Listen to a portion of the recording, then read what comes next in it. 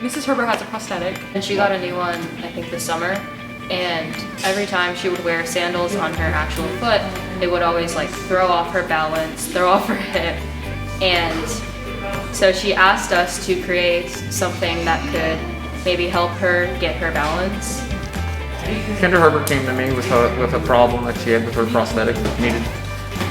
She was looking to give some lift or some height to the prosthetic. I definitely had the issue of the length difference because what happens is because of this type of foot, it's so skinny and it doesn't have much height to it, so you can't really wear sandals and things like that.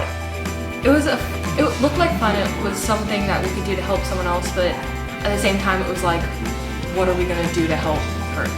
I always like to use the students as much as possible, and just thought, why not use my resources? I like doing projects like this because it's real life experience for the kids, so that they can really apply it in their knowledge.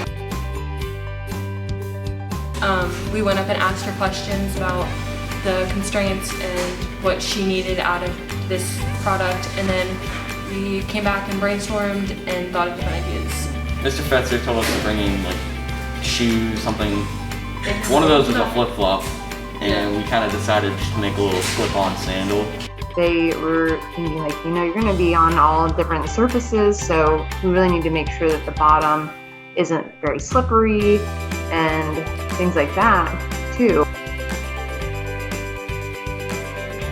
Yeah, she tried it on. We would continually go up there every day. So I would say they probably came up to my room maybe 10 to 15 different times. So we took an actual flip-flop and we kind of traced the size of her foot and we just kind of cut it out. When she tried it on, we made sure it wasn't sliding around, that she wasn't going to slip on in the back.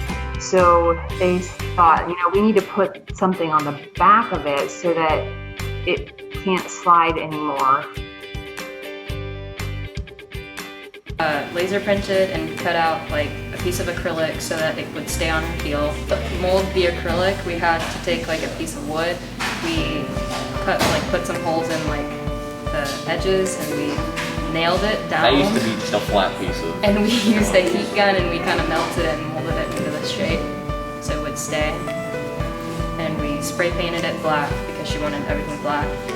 We took Velcro so it wouldn't like move and slide across like the front of the prosthetic, and we just kind of put it all together. And they were really awesome because they were just thinking of my needs and stuff. I think we're all taking this class because we like it and we enjoy it. Like for me, I don't like doing everything on a pen and paper.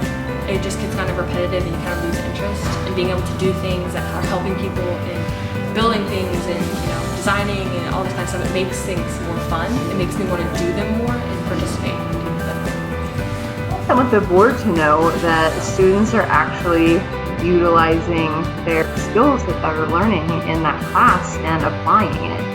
Oftentimes, we don't get those real life situations, and when they do, the kids really rise to the challenge. I had 3 really sharp kids step up and take this project by the horns, and they came up with a great final product that serves its need, and not only that, but it helped out one of our teachers here. I think that they can brainstorm and be creative and learn from their failures. Any type of experience like that, there's just nothing better than that.